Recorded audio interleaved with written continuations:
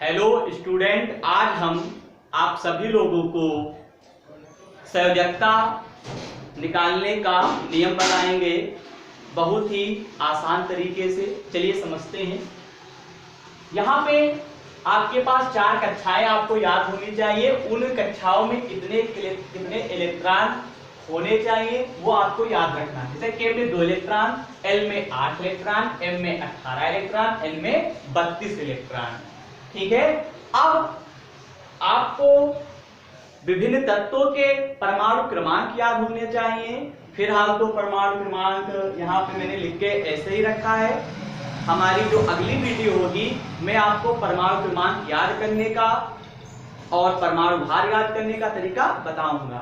ठीक है। तो यहाँ पे सोडियम, फिलहाल हमें यहाँ पे संयोजकता निकालनी है।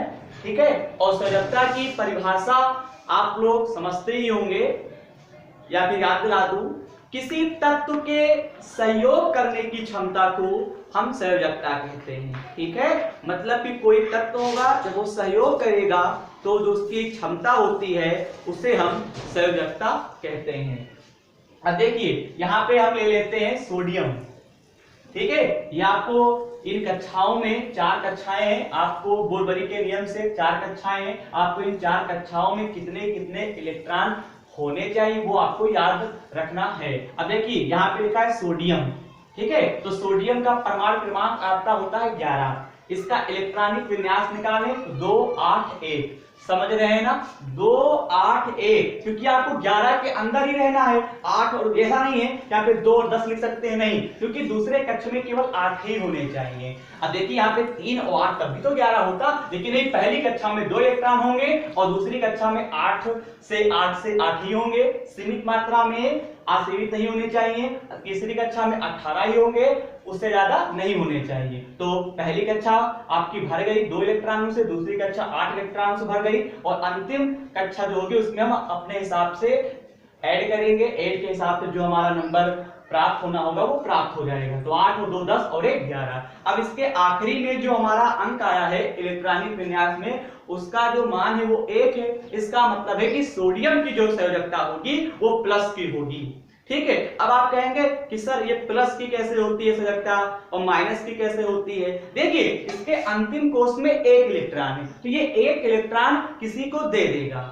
ठीक है। तो मतलब कि कहने का मतलब है कि कोई भी तत्व है, किसी भी तत्व का जो इलेक्ट्रॉनिक विन्यास जो आखिरी का अंक होता है वो 4 तक, 1 से लेकर 4 तक अगर नंबर आते हैं तो उसकी वही संयोजकता होती है। और वो 1 से लेकर 4 तक जो उसके नंबर होते हैं या इलेक्ट्रॉन होते हैं वो दूसरे तत्व को दे सकता है। ठीक है। तो देगा वो धनी है, वो दाता है। ठीक है।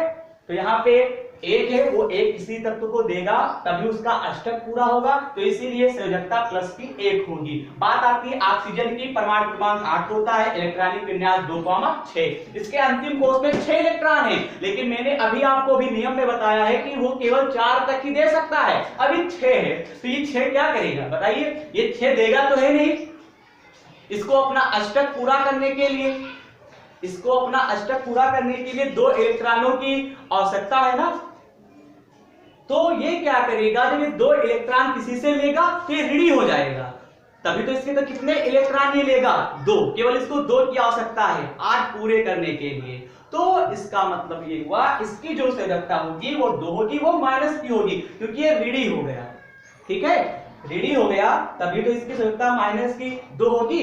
एक आपको एग्जांपल बताते हैं थोड़ा इस तकनीक को समझने के लिए। जैसे कि 2 दोस्त हैं, एक दोस्त के पास 10 रुपए हैं और एक दोस्त के पास 2 रुपए हैं।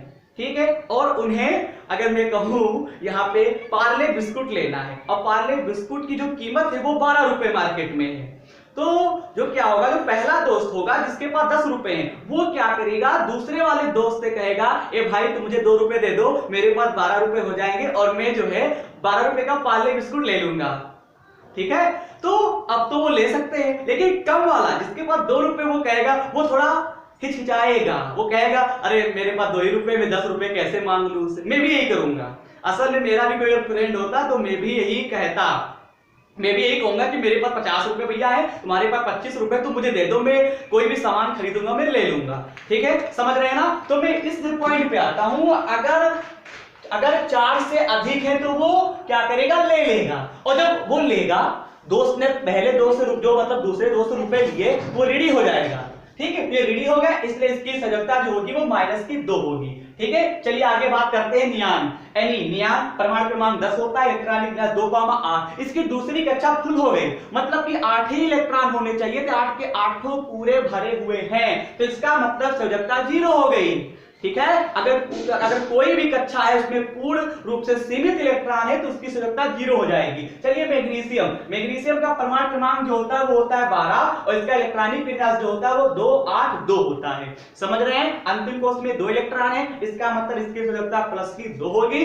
उम्मीद करते हैं आपको हमारी वीडियो अच्छे समझ में आ गई होगी। अगर आपको अच्छी लगी तो प्लीज कमेंट में बताने की कृपा करें। धन्यवाद।